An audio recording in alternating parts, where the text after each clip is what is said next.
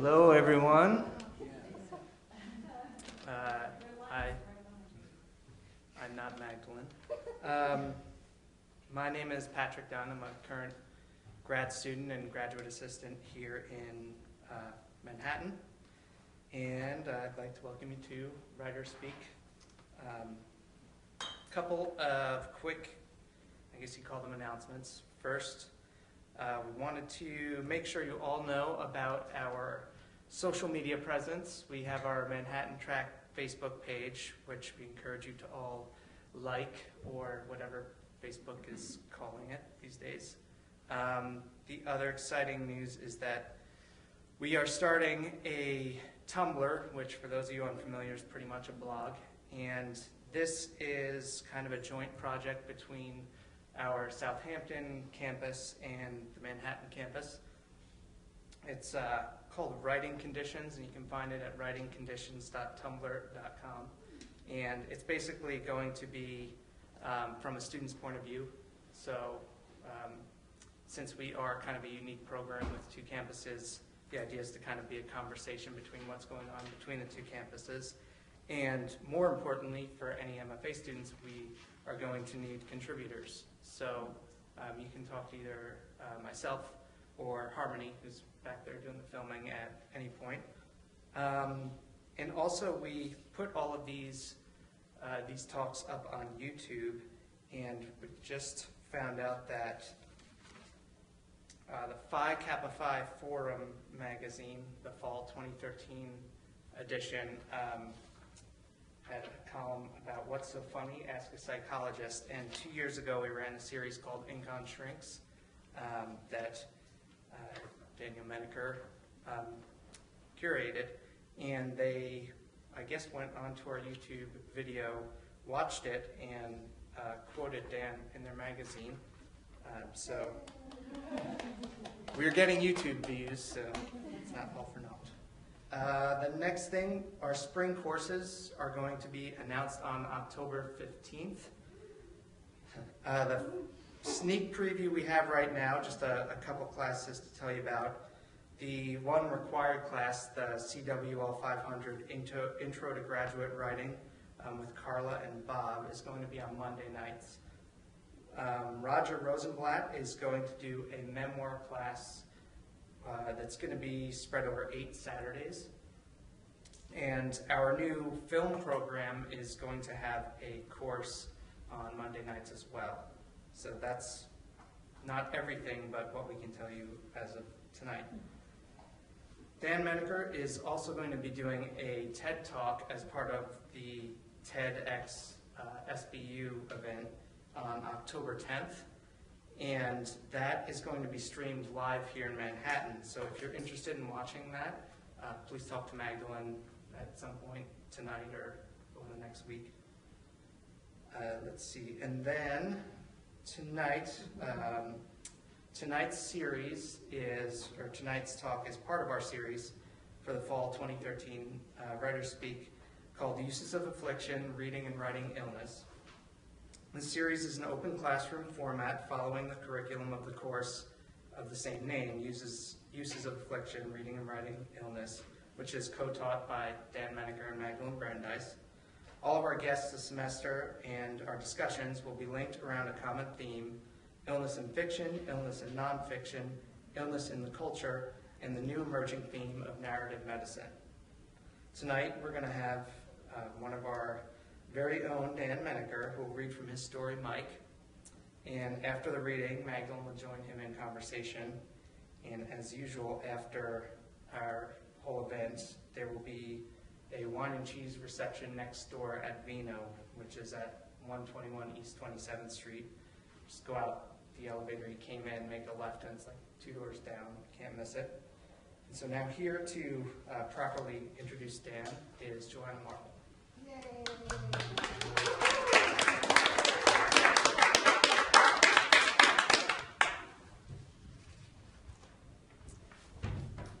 So it's great to have Dan with us this evening. Daniel Menaker was an editor at The New Yorker for over 20 years, wrote frequently for the magazine. And then he was the first editor to publish newcomers such as Michael Cunningham and Susan Minot. whom we had as a guest here last week. He also worked with well-recognised authors such as Alice Munro, Richard Preston and Pauline Kael. Then he went on to Random House in 1995 as senior literary editor and eventually became editor-in-chief there, working with writers such as Salman Rushdie, Colin McCann, Elizabeth Strout and Nassim Taleb. The first novel he edited was the publishing phenomenon Primary Colours. He now serves as a consultant for Barnes & Noble, and he has published 5 books of his own, 2 of them New York Times notable books, and has twice won the O. Henry Award for short fiction. We're also very fortunate to count Dan among the faculty at the Stony Brook Creative Writing and Literature Programme. He and Magdalene Brandeis are co-teaching or facilitating our new Monday series, The Uses of Affliction, Reading and Writing Illness, where we thrash out topics such as dementia, grief, crazy purchases possible on steroids. Daniel brings so much to our classes, not only very personal anecdotes pertinent to this topic with much wry laughing at self, but he responds as an editor, a writer and a fellow human. He has an acute ability to get straight to the heart of our responsive essays, asking pertinent questions, which is of course what any good editor does. He has a capacity to bring his wry humour to pretty dire situations, not in an irreverent way, but one that actually takes one deeper into the conflict and the pain. Above all, I think Dan is a good listener. Maybe that's what also makes him a great writer. And for those who are unaware, Dan has a memoir coming out in November, November the 19th, My Mistake. That's the name, not My Mistake. Dan will be reading from Mike, his story about fraternal relationships and loss from Brothers, 26 Stories of Love and Rivalry, published in 2009. That was a group of essays that was published. And despite the tragic nature of this piece, and all its self-aware pain, Dan still manages to eject a little humour, as I think you will discover. Thank you.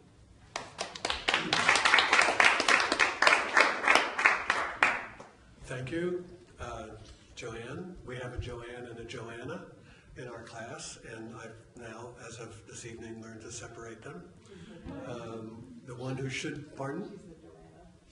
She's the Joanna. Then take it back. I have not yet learned to separate the two. She's the Joanna.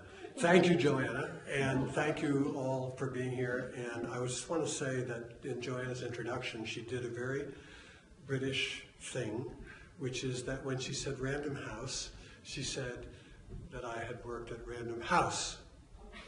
And I think when Harry Evans, who's also British, hired me, he said, "See here," and actually I had been dumped on him by his wife, Tina Brown. That's another story. But what he said was, "See here, we want you to come to Random House and lose some money for us as a literary editor." He said, "I know it's a difficult decision for you." Actually, my friends from Philadelphia say cottage cheese, and it reminds me of Random House. I don't get the, and sour cream, and I don't get the inflection, but okay. So he said, "I know it's going to be a hard decision for you. You worked at the New Yorker for a long time, I think 5, 6 years?" And I said, 26. And I thought, you don't even bother to find out whom you're offering a job to just because your wife said to you the night before, "I say, I wonder if you could take this man, Dan Menaker, off my hands, you know. He might work out. He might do well, you know." Harry had no idea who I was. But anyway, the most salient thing was the way he said Random House. I've obviously never forgotten that. That's also in this so-called book that I wrote, that little incident. But this Mike, the piece Mike, actually has a long gestation period, and this is a small part of what was originally published in the anthology, because what came before that was a description of the earlier relationship between me and Mike, which was boisterous and boyish, and lots of stuff about sex and flatulence and drinking and all the kinds of things that brothers who are fairly close to each other in age and in spirit talk to each other about. But this is when things take a different kind of turn, so I will read it now. Okay. My brother Mike has graduated from law school at the University of Virginia. Law school has made him more studious and somber. He gets serious about the girlfriend who soon ends up his wife and never tells me intimate stories about her. Well, maybe a little at the start. He begins to criticize my immaturities, which are many, in a more sober way, when he's hired by a fancy law firm in New York, Davis Polk, courtesy of a University of Virginia law professor who took a liking to him and overlooked his just shy of stellar grades. He finds the work overwhelmingly difficult and tells me glumly that he doesn't think he will ever be made a partner there. He's starting to carry the weight of adulthood, in other words, and in doing so, once again shows me the way. I don't like the way. I don't follow it. I don't want to have any part of this weightiness. I'm teaching at the collegiate school and still want my summers off. My work hours limited. My personal life, quote, free, unquote. And I want Mike to be my brother as he has always been, when we were kids and teenagers and undergraduates. I want time to stop for us. I'm jealous of his relationship with his wife. I think I'm losing him, and in a way I am. This is Mike's hardest fraternal task, putting a stop to my own childhood. He succeeds ultimately, but in a way so devastating to me and my family that I think the worst villain would not have willed it to happen. It's Thanksgiving of 1967, and we're playing touch football before dinner with some Grace cousins from Boston. I'm half Jewish. My mother was named Mary Randolph Grace and had fancy background. Two sons of the late Ted Grace, as it happens, and I should add here that my mother had a brother who died during the Second World War. We're playing on the front lawn of a house in Nyack, New York. It's a pure fall day with the Hudson all blue and white. The tree branches vascular looking in their bareness, and the air is clean and clear as alcohol.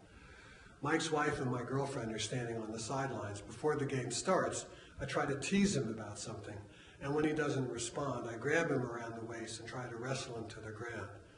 He shakes me off and says, "Why don't you grow up?" I'm embarrassed and angry. The game begins with me and Mike against the Graces. Because he has bad knees and has already had surgery on one of them, Mike plays the more static lineman position, and I play backfield. Still consciously smarting from the scolding, I finally say, "I'm tired. You play backfield for once." My mistake. Mike says, "You know I can't." I say, "Your precious knees will be fine." He says, "Okay." On the very first play, he jumps to try to knock down a pass and comes down with one of his legs twisted up. It buckles beneath him and he tears a knee ligament. He's furious and his wife glares at me angrily. I'm covered with remorse and apologize to both of them. He hobbles through the rest of the holiday and has surgery in the first week of December. On the day after my brother's knee surgery in Brooklyn, Carl Andrews walks into my classroom at the collegiate school and tells me to call my parents at the hospital in Brooklyn, where he was operated on. I go out of the classroom and dial, then stand there next to the wall phone, listening to my mother try, without crying, to tell me something has gone wrong. At that same dreadful feeling of cold and abandonment which descended on me in Grand Central Terminal 15 years earlier, descends on me again, a reference to a time when I felt as if I'd been abandoned. In this terror, I'm surprised to feel my knees go weak. I didn't know it ever really happened outside of metaphor. My brother lies in a semi-private hospital room in Brooklyn. In view of his critical condition, the room's other patient,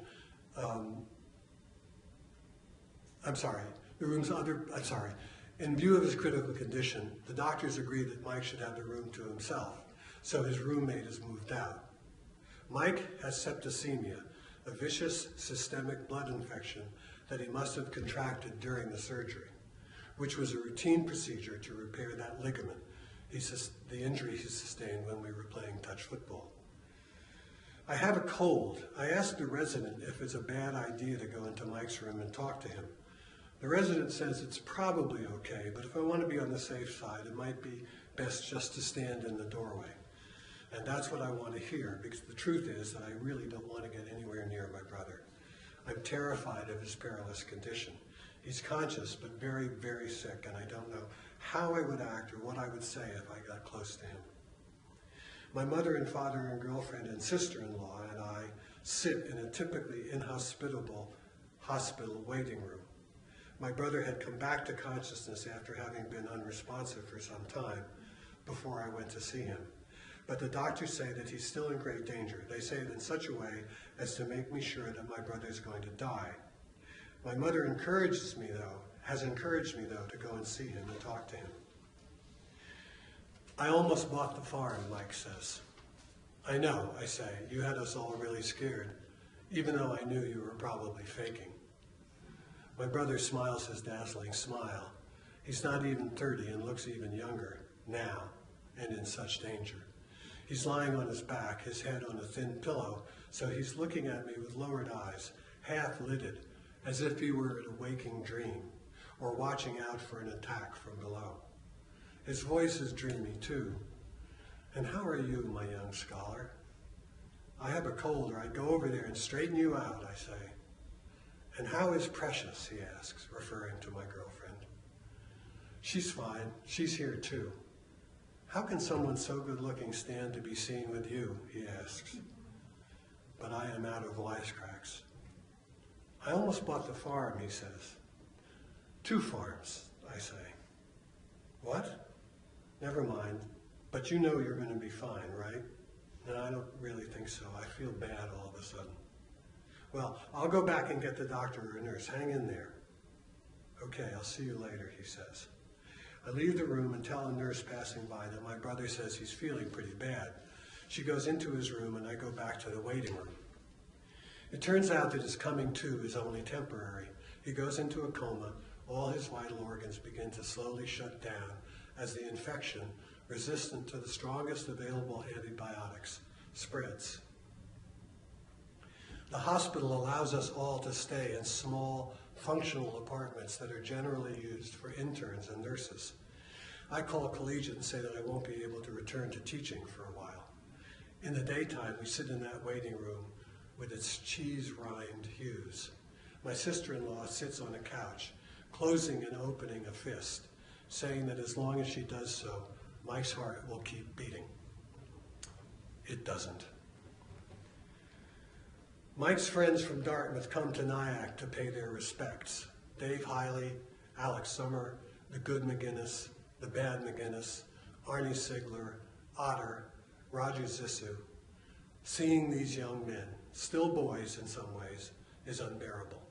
They cast their eyes down. They don't know how to act, what to say.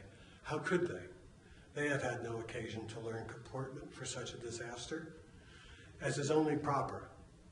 And they can't help it, but they fairly glow with energy and youth. Dave Hiley approaches me in the backyard, and I put my hand on his shoulder to keep him away, to draw him close, to keep myself from falling to the ground in grief. The funeral, conducted by my sister-in-law's uncle, the Reverend Frank Sayer, Dean of the Washington National Cathedral, takes place in an Episcopal church in Manhattan. Everyone there, and there are hundreds and hundreds, looks sick and white, as if some terrible epidemic has struck them. 2 years after my brother's death, researchers develop an antibiotic that effectively combats hospital-acquired Staphylococcus septicemia. When I tell people about this event in detail, as I do seldom, and only when the conversation makes doing so unavoidable, they tend to wince as I describe how Mike was injured, as if they themselves have been hurt, and as if they sense how deeply I have wounded myself. Because look, I know it's true that I didn't take a vial of staph bacteria and pour it into the incision during surgery. And I know that the accident's outcome was violently random and arbitrary. And I know that we all tend to take responsibility for things we aren't responsible for. But on the other hand, try telling me that there's no chance that my brother would be alive today if I hadn't done what I did. Try not to grimace when you think of the causal chain led to my brother's organs shutting down, one after another, in Brooklyn, way out there, where there weren't even any tall buildings to add some grandeur to his death. That challenge isn't as bitter as it sounds. I really was still just a kid then, I realize. 26. And after decades of hard psychological work and simply getting on with things, I've forgiven myself. And I understand that what all of us have done is surely what we were going to do. The past is the definition of inevitability. And as the years have gone by and the broken emotional bones have knitted, I've come to understand and appreciate not only what I lost in this catastrophe, but what I found. I'm good at consoling others, for one thing, and this is not a small thing, especially recently, as the casualties of ordinary life have begun to mount among family and friends. Petty reversals, my own or others, remain more or less where they should be among my concerns, way down on the ladder. I do whatever I can to shape my future, but when it becomes the past, I can leave it alone back there pretty well. Nothing to be done except to learn from it. I think I respond even more deeply to art, music, and literature because of the lesson in life's fragility that I unwillingly learned from my brother's death. And as my parents' suddenly only child, I assumed and carried out a kind of lonely responsibility toward them, especially as they got older. And there's this. Almost 10 years after Mike dies, it begins to dawn on me that his death will ultimately leave me in better financial shape than I would have been if he had lived. My parents' modest estate undivided, my uncle's house and land in the country similarly wholly mine. This comes as an almost overnight surprise to me, I'm ashamed to be proud to say. It has never once entered my mind before then, and it makes me feel good and awful at the same time. Good because the inheritance situation has at least had the decency to wait a decade to occur to me. Bad because it means I've won the battle between us. Somewhere in my hideous id, I killed him. I vanquished him from the field, and the spoils are all mine. And the only thing worse on a primal human level than Oedipal defeat is Oedipal victory. This one, in conjunction with early childhood illnesses and an askew family geometry, has been making intimacy difficult for me for decades. But then there's this, literally this. It allows me to write. It compels me to write. For 5 or 6 months, I was so paralyzed by sorrow and dismay that I struggled simply to function, to go back to collegiate and teach, to try to figure out how to talk to my parents, to brush off kind inquiries from colleagues and students, for fear that if I gave in to what pressed down on me so hard, I would never get up. And then out of desperation, I wrote a story based on what happened. And then came more writing, because much as I dislike the actual work of writing, it settles me. It makes me feel as though I'm actually managing myself, as nothing else does. I suppose this goes in the plus column too. But finally, there's this. Would I give back every sentence, every lesson learned, every bit of wisdom, every gram of sympathy for others, every sensitivity, every penny, every square inch of real estate, to have Mike walking 3 years ahead of me, instead of adding year after unnatural year to my seniority over him, instead of coming around the bend of the year and into the fall with the usual schoolboy summer end sadness so uniquely sharpened, instead of living in the shadow of an alternative unlived life? You tell me. 27. Tom McDade, Mike's and my godfather, and the former FBI man who investigated my father and someone who lost his brother when they were both young, visits us in Nyack after Mike's death and, unprompted, says to me, I know you think you'll never get over this, but you will, I promise. And, well, eventually I will. Over it, but obviously not through with it. Thank you.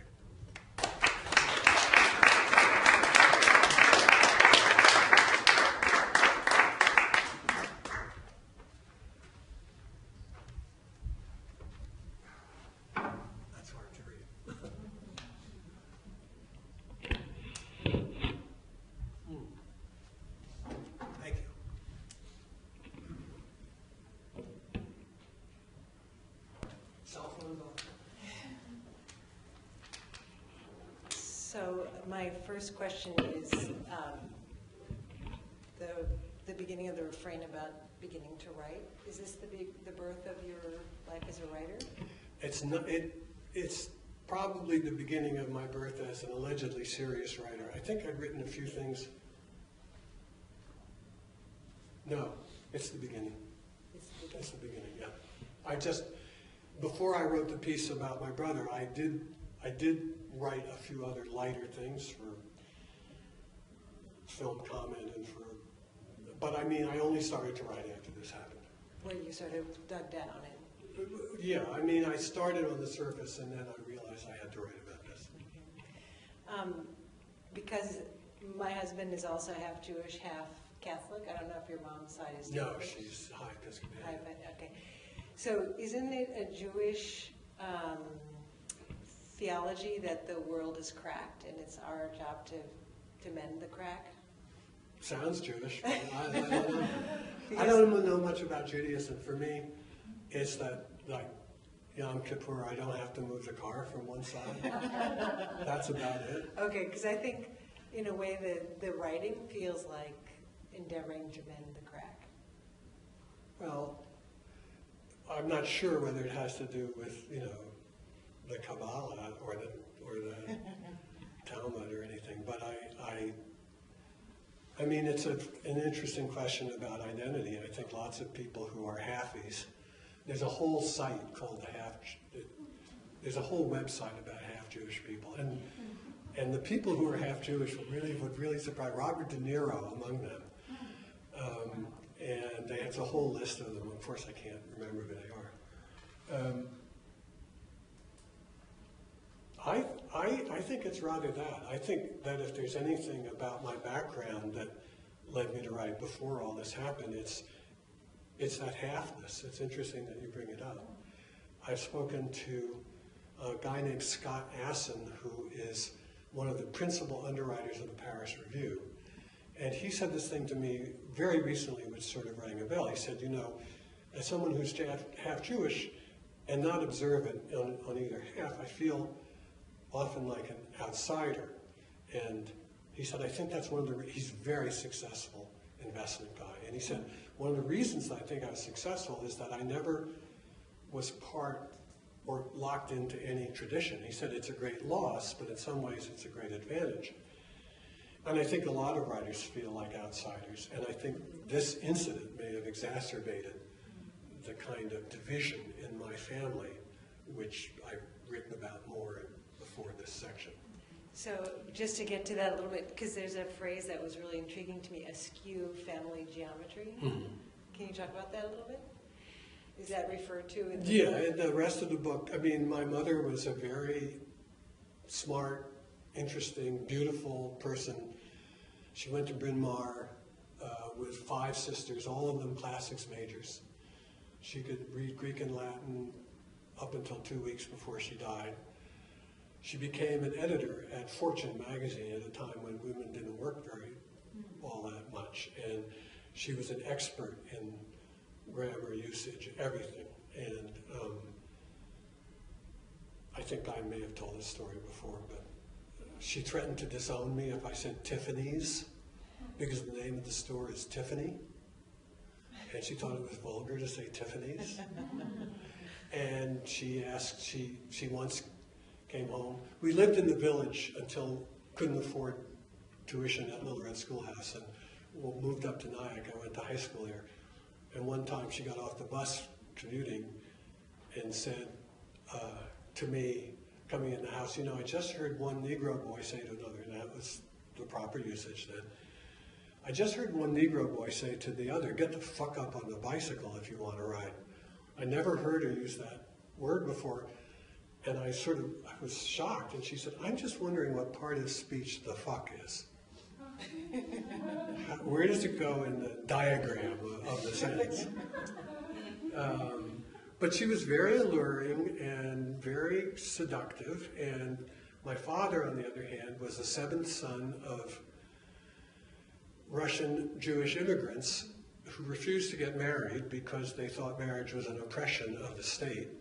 It was a bourgeois institution. They had 7 kids. They named them all after utopians and communists. I had the uncle I refer to here was named Frederick Engels Menaker. My father's name was Robert Owen Menaker, Robert Owen was a utopian. William Morris Menaker, the famous inventor of the Morris chair, who also was a utopian philosopher and founded a colony somewhere. Nicholas Chernyshevsky Menaker, I won't bore you, Peter Lavrov Menaker, and so on. And so it was totally opposite from my mother's background, which was patrician and went way back and so on. So I don't think either family was particularly happy about this match, but I do think it led, to finally get back to your question, to a sort of divided self in me and my brother, which was in some ways unfortunate and in some ways fortunate. But I also think it played a part in my becoming a writer. And so if this is the beginning of your starting to write, but this finished piece is just recent. When did I write that piece? Maybe 10 years ago? So that was how many years after Mike? 62. That would have been about 36 years, 46 years after.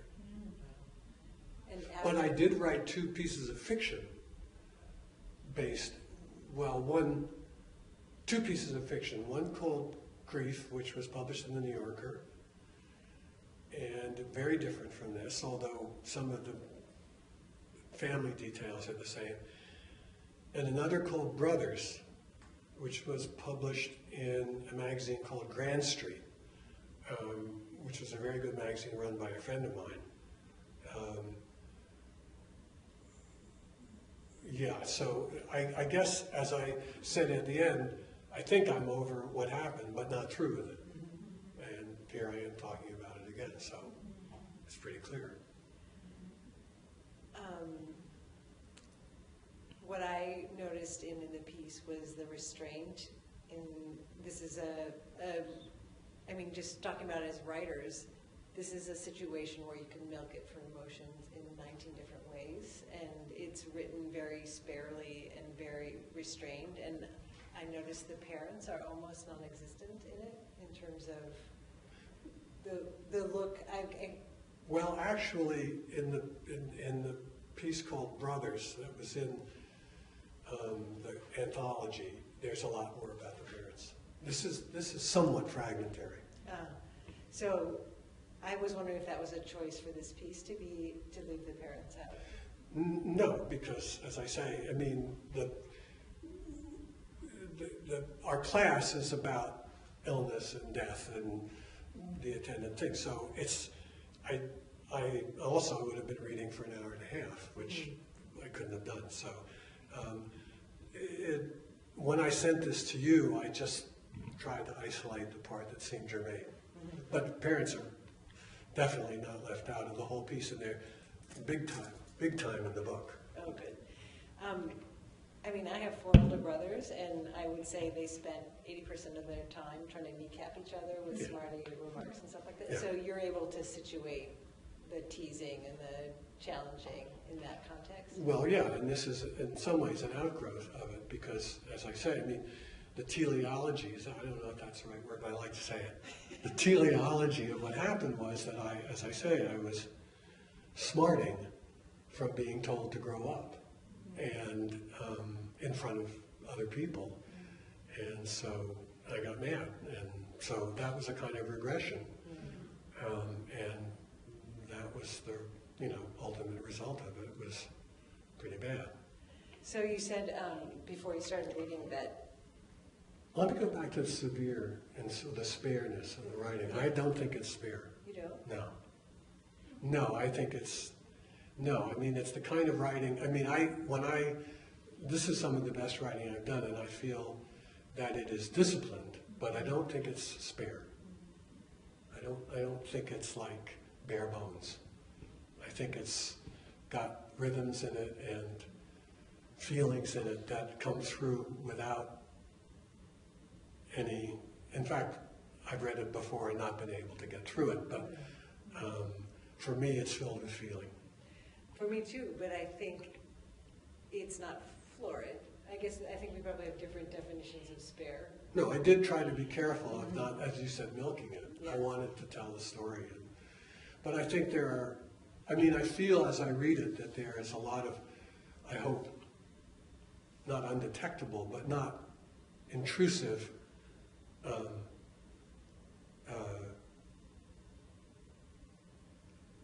Writerliness? not writerliness, no, but it's made. Mm-hmm. Well, I have a few examples of that. To me, it was interesting when you were introducing it, you said other parts of the book show you guys, drinking too much and talking about girls and all that stuff. So I think there's just a couple of sentences that say all of that without ever having to say that. Tree branches are vascular looking in their bareness. Yeah, I thought that had more to do with the infection that happens later on, but To me, that's about young men and their strong veins. okay, well, And air clean and cold as alcohol. right. I think maybe it was rubbing alcohol. And then See, I went in the I took completely it out. Yeah. party. No, I meant that, that astringent, Yeah. that's what I meant. That's what the air was like. So it wasn't like bourbon. No, Right. that's in China where the air is like, it's like bourbon. The waiting room with its cheese rind hues. Yeah, I like that. That's pretty good. The sister-in-law opening and closing a fist, saying as long as she does so. But those things don't have to do with the brother relationship. They are, what's clear, I think what carries it is the effort at conversation that we have, where I'm still kidding him or trying to, and telling him he's faking, and he's saying, I don't know how that girl could go out with you, she's so pretty and you're so ugly, and so on. And it's hard. It's hard to do, right? It's hard to maintain it. Right. Yeah. Right. Right. Well, yeah. The banter is still going on even when he's that sick, but it's been ebbing before that. There's in the description of the relationship between us earlier on, he teases me a lot, but I'm smarter than he is, and I can tease him better, and he knows that, and it really pisses him off. And one time, as I was coming out of the shower, he punched me in the arm and paralyzed my, Yeah, the noogie. The noogie. I've received many of them. Right. And he said, why do you take so long in the shower? And you blevet or you asshole or something like that. And I looked at him, he had a towel wrapped around his waist, and I said, well, at least I don't have Jewish nipples. And this drove him insane with concern. He wouldn't even take a shower. He ran to find my mother to ask if he indeed had Jewish nipples. But that's what I mean by I could always get the better of him. That's why he beat me up all the time. One of the reasons is that I would outfox him. Anyway, what was the question? I think the relationship is in there. But it's not as evolved, it's not as developed as it is earlier on. Okay, so this is my attempt to be smart, so we can just throw the question out. So in other words, it's her attempt to be smart. Go ahead. Oedipal defeat is Oedipal victory. The only thing worse than Oedipal defeat is Oedipal victory. Right, but Oedipus is the father. This is a brother. No, Oedipus. I No. looked it up. It's Oedipal is about the father. No, that's right. He kills his father and marries his mother. Yeah. But what's Oedipal about the situation is, again, earlier on, there's a family romance of me and my brother competing for my mother's affection and attention.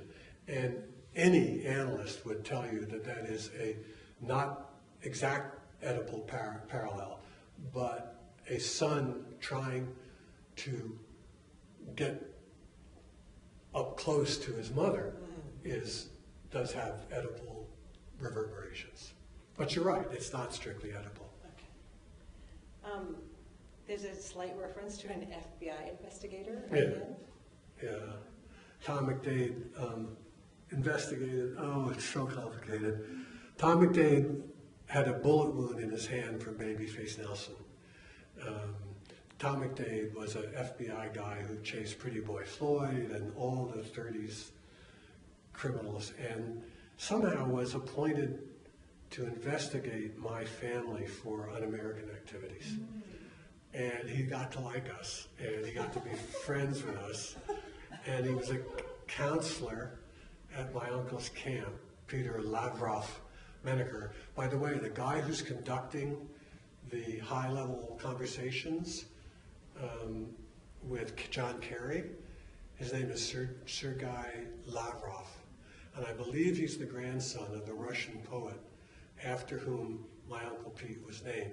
Anyway, Tom McDade got to be close to us. First of all, he found that, as I suspected was the case, my father was a romantic radical. He didn't know anything about Marxism. Like many other men in the 30s and women, he was a kind of dupe, but he wasn't a KGB spy, and he didn't do anything un-American. And I think Tom helped my family stay out of trouble, basically, and then became very close to us. Taught me how to shoot a .45, and bought a house. He and his family bought a house very near my uncle Frederick Engels Menaker's house up in Massachusetts, and his son Jared lives there to this very day. So the family, we're very close, and we've been close for my whole life. So that's the reference to him, and he's explained more earlier on. So I want to do one more before we open it up to all the students, and that's,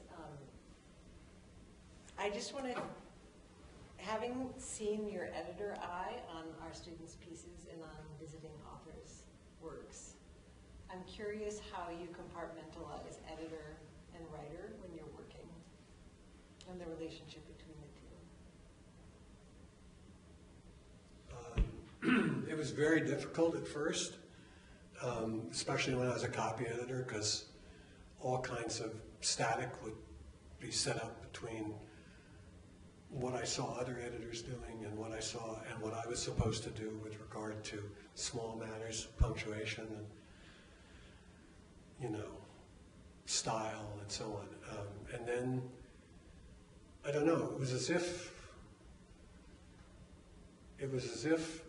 a balloon were being inflated, and it didn't, or it was as if I had a lot of, what do you call it when you inject into a house? You inject, Foam? No, foam, yeah, but what does it do? It's Insulation. Insulation, Jesus. You inject insulation. I mean, little by little, the house was built by being sort of insulated by getting so much stuff from William Maxwell and from all these editors and all these well-known writers and seeing what they did. But after a while, I built up a kind of immunity to it, strangely. At first it interfered, but then it was like so much going on in my head that oddly enough, I could disregard it. It was like white noise, where you could actually find quiet.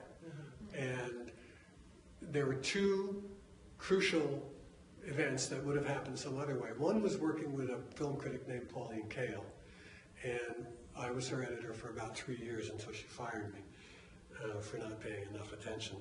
We can never get enough, as you may have noticed. And she would write a column, and I would go down, and unfortunately I'd have to listen to her read it out loud. And it was almost like one of those radio singers who used to cup their ears to hear their own voices, if you've seen pictures of that. I mean, she would listen for her voice, and she had one. And if I'd make a suggestion, she would be sometimes nice, not often. She would say, well, that's an elegant fix, but it doesn't sound like me. And then she'd fix it in a way that sounded like her. And so I guess I found that I had a voice for what it's worth, but it took a long time and a lot. And it was started with my mother. I mean, it started very early on, being corrected and told the difference between persuade and convince. Just to give a tiny example, you convince someone that something is the case, and you persuade someone to do something. As you may know that, but anyway, a lot of people don't, and nor should they probably, but I do, and I care about those things. So the kind of spareness, I think, is partly a result of trying to avoid unnecessary stuff and trying to avoid mistakes. like to think my writing is more or less correct in a sort of basic English American way. And I guess that comes from years of editing. Does either one of them feel more pleasurable, editing? Like if you I dislike both intensely. It's hard to choose. When I'm writing, I don't like writing. When I'm editing, actually,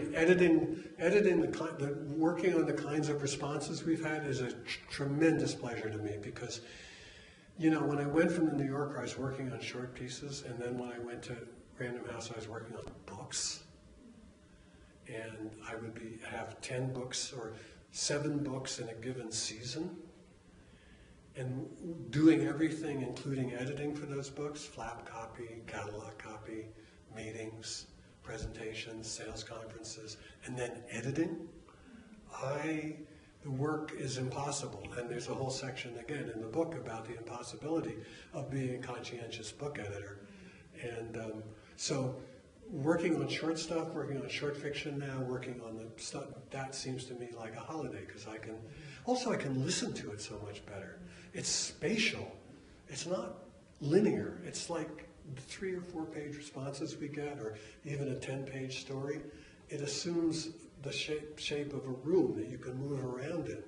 When you're doing longer 275-page books, it's very hard for me now at this age to keep them in mind as a space. I used to be able to do that. When I started editing books, I could kind of, like someone doing plates in the air, I could keep them all spinning. But it's either, I like to think I don't want to do it, but I think I can't do it. You made a fleeting comment initially about that there was a point where you realized you had to write about this. Mm-hmm. Can you say? Yeah, actually I can, now that you asked the question. I knew it before, but I forgot. I had a dream. I had a dream that my brother came back to the house in Nyack, and that he was very pale, very handsome, that he sat down on the couch, which is where he and I used to watch Soupy Sales. You don't even know what it is, but we love Soupy Sales. And I guess my parents were there, and we started talking to him about where he'd been and what was going on. And he was answering but not answering in the dream. And then he said, "I'm sorry, I can't stay here. I wish I could stay here, but I can't stay here." And he got up off the couch and he went out the front door, at which point a gray mist sort of enveloped him and he just sort of disappeared. And he said, there's a crucial thing that he said that was at the center of the answer to your question. Damn it. Anyway, I wrote a story about that dream, and I gave it to William Maxwell at the New Yorker, and he came back downstairs, he had tears in his eyes. He said, "This is amazing, but it's not a story." He said, "You have to put something around it. It's just, the dream, and you have to put a story around it." So I did, and that was the first story I had published. Oh man, I'll remember the quote that made me think that I might be a writer, something from the dream. It's funny because dream stories are not allowed in the New Yorker. That makes me want to ask a follow-up question. I thought, as he was leaving, I thought, I don't have the strength to consort with such a one as that when my brother was leaving. And it was an analysis at the time. And so I talked about this dream. And when I said the word consort, that's the word that struck me, because the root of it is Latin to, I'm not sure about the sort part, but to be with. It's a Latin term for to be with, to connect to. And it seemed to me very powerful, that one word, and that's what led me to write it. In fact, that's at the climax of the story. And I still haven't figured out if there's any mystery. I'm not sure. If I looked up the derivation, I could remember, why it was powerful. Anyway. Just a quick follow-up on that. So you were a copy editor when you brought that story to William Maxwell? Yes. So it was acceptable that an editor would bring a story in? Well, I had actually been asked to find another job at that point. Oh. That's another thing. I mean, I was on very, very thin ice. I mean, I was on no ice. I was sort of walking on water, and, I'd have been asked to leave, and I was trying to find another job. And I hung on, and Maxwell adopted me, and eventually I became an editor, but it was very hairy.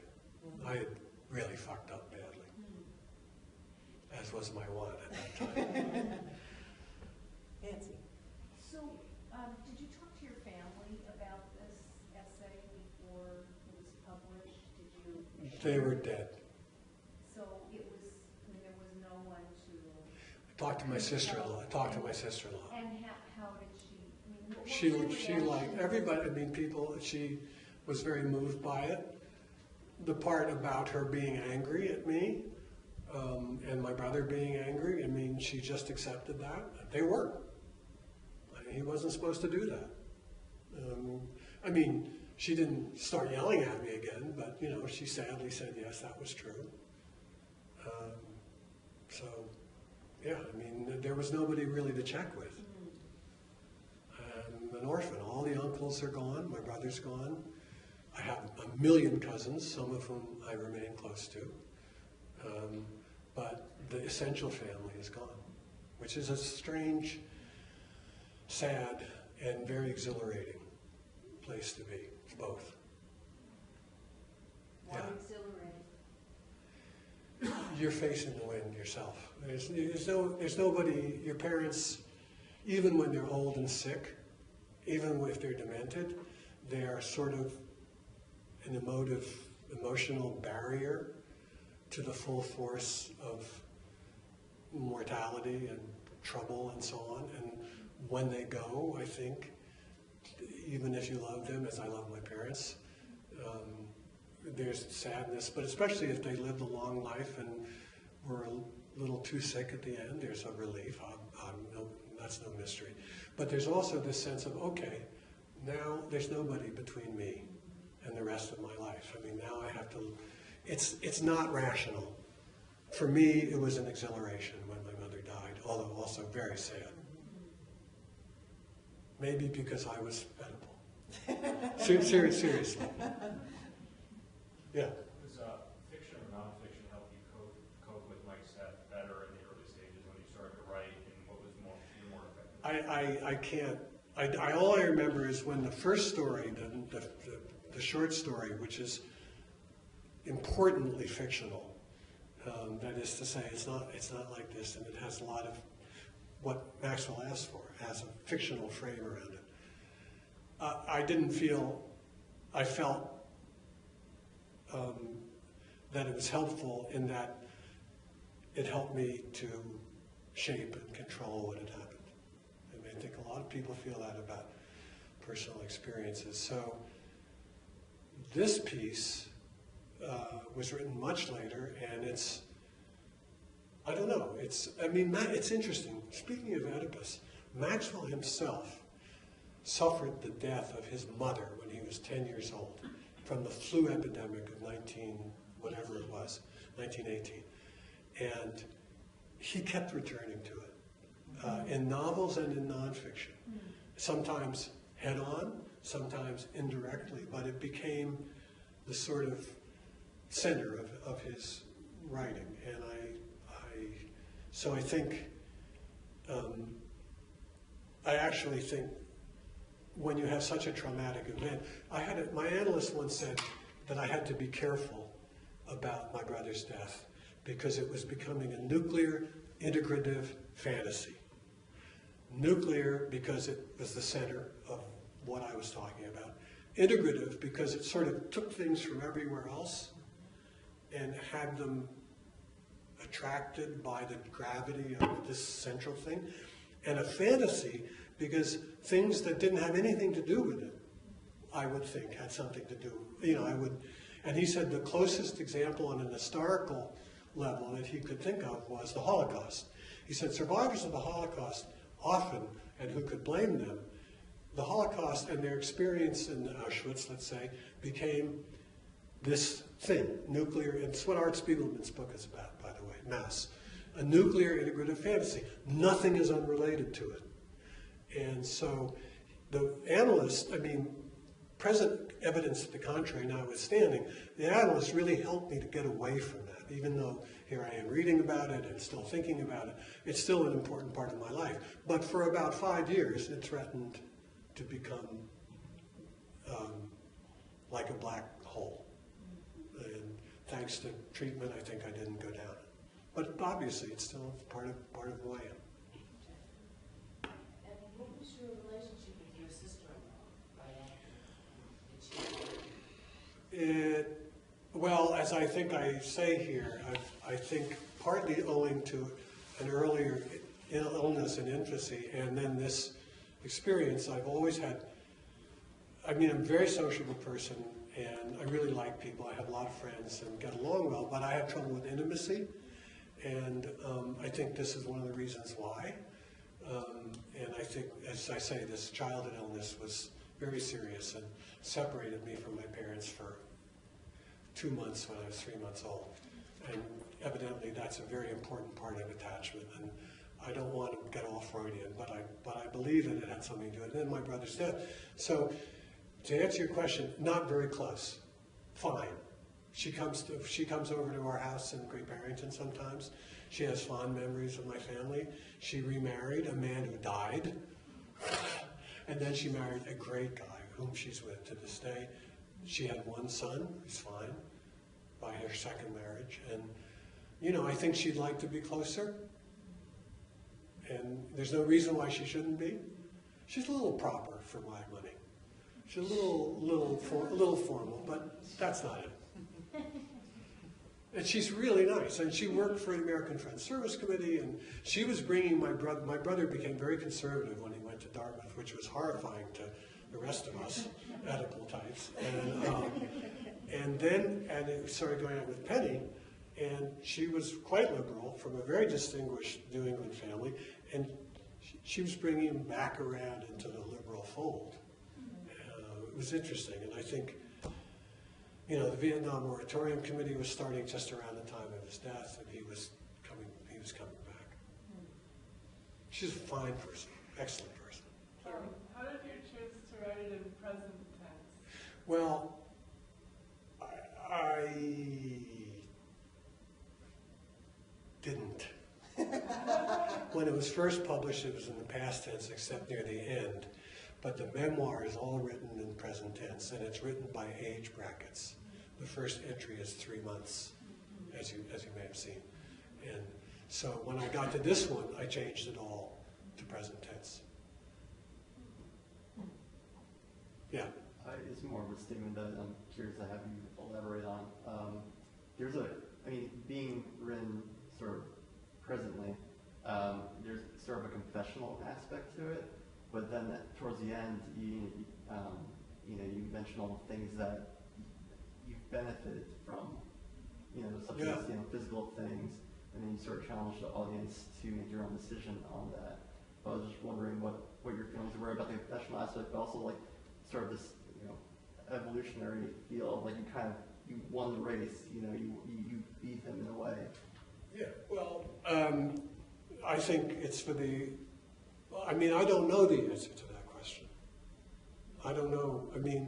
I think there's a very, for me, typical movement in this piece of bringing close and then sort of, at the very end, I kind of break down, and I think when I wrote it, I actually probably did.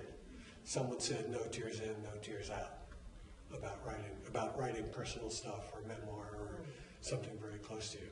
And it's sort of embarrassing to admit that you were moved by your own writing, but I think it's often the case that when you write and you hit a nerve in yourself, you feel it. And if you have the discipline and the talent and the rigor and the background to take your own, that's what's so narcissistic in a way about writing. You take your own feelings, you work with them like they were, basket weaving lanyards or something like that. So you have to be in yourself and be outside of yourself at the same time.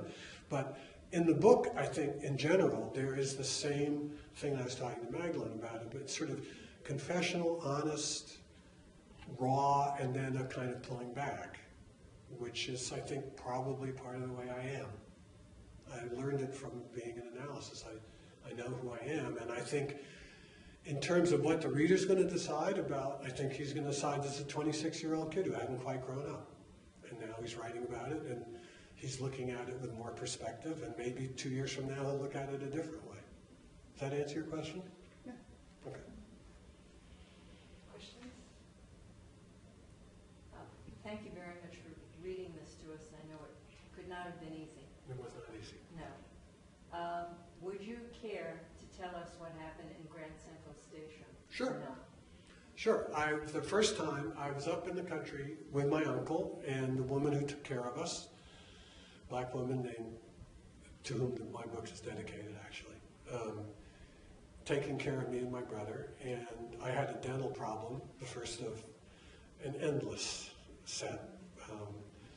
And so they decided to send me to the dentist, and for the first time I took the train down from Great Barrington to Grand Central by myself. I was 9 or 10. Well, but you know, then that was not dangerous or difficult. But for an anxious child, it wasn't so great.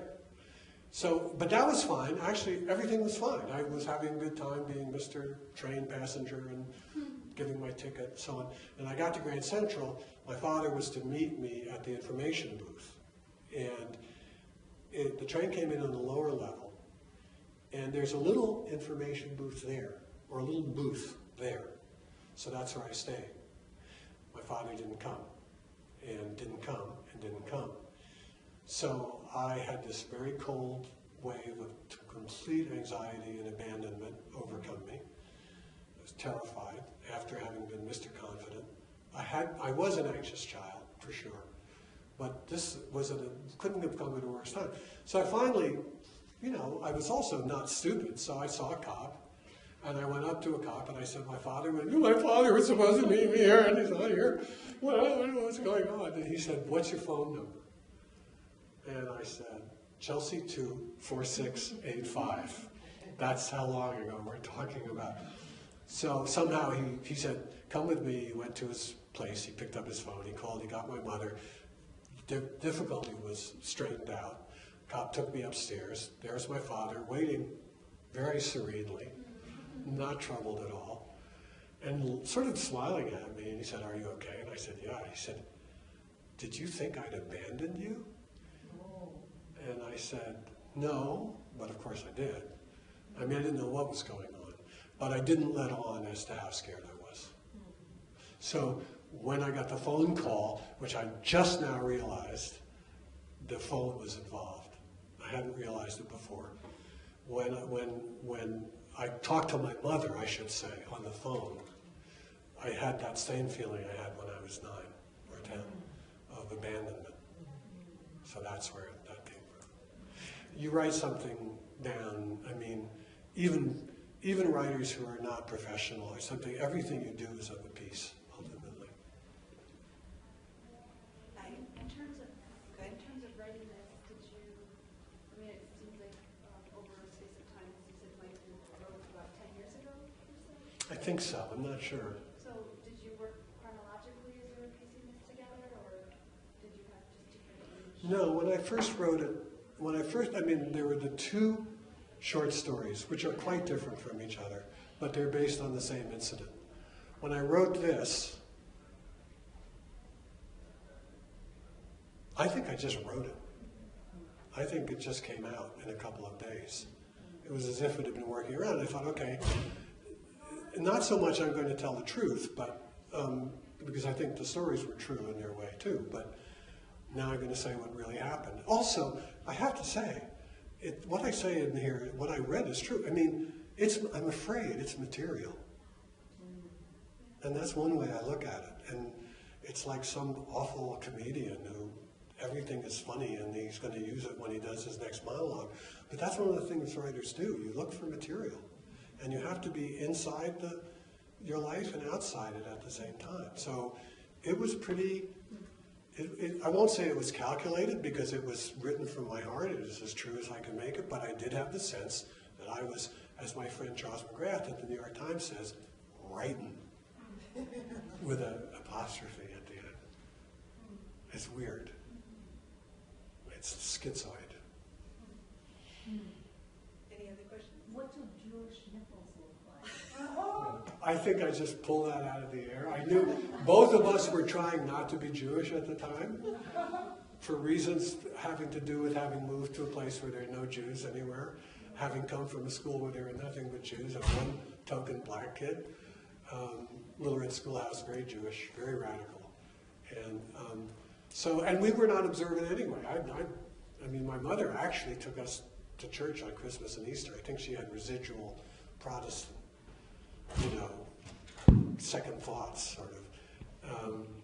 But the community in Nyack was not Jewish, so Mike and I probably suppressed our whatever Jewishness we had. Now, I'm very pleased with it, but at that time I was a little embarrassed. So I figured that would really get to him. Are you aware that when you read this tonight, you left that part out of the reading? Yes. Notwithstanding his... Yes, because it hadn't been planted. The joke hadn't been planted. The joke was earlier on. So I left that part out because it doesn't make any sense unless you've read the teenage years where I actually did that to him. Never mind. I get it. You have to thread it through. Yeah, I mean, if I'd read it, it would have sounded like I was saying he had Jewish nipples, but in fact, I don't know if he did or not. Let's see, I don't know. This is just, after reading this, I went through and was looking through the treatment again and came across thematic, I think, resonance from this. And one of them is the role of accidents in the treatment and some sort of big, high-minded thinking about accidents and about the fates and about chance. You mean highly sophisticated thinking? No, but like more omniscient narrator Yeah. kind of business. And I'm just curious, I mean, I know Ursula Heggie, she said her editor said to her once, there's a dead mother in every book that you read. Right. And I would imagine chance and fate. I mean, this is an accident. Well, in the treatment, there's a dead mother. Right, but... And there's no dead mother in my life except my mother who died. I mean, No, but there's an overwhelming... sorry, there is a dead mother, but... There's an overwhelming theme of chance, I would think, and accidents. And even calling your latest book My Mistake is about an accident. So I'm just curious. Well, actually, I'm not sure mistakes are accidents because I am kind of Freudian, and Freud said there are no accidents. Or I just made it up that he said it. I think he said it. Randomness and chance are huge in my thinking.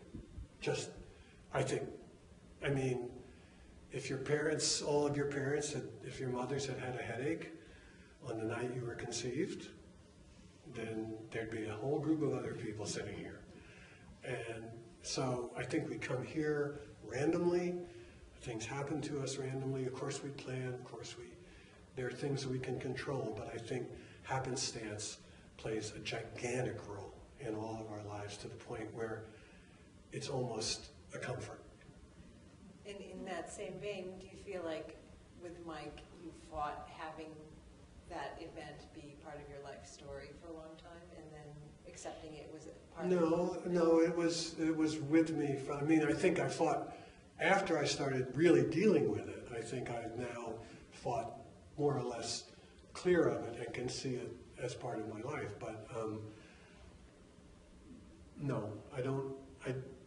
I was entangled in it from the very minute it happened, from the very minute he died, and I fought actually to get clear of the tangles.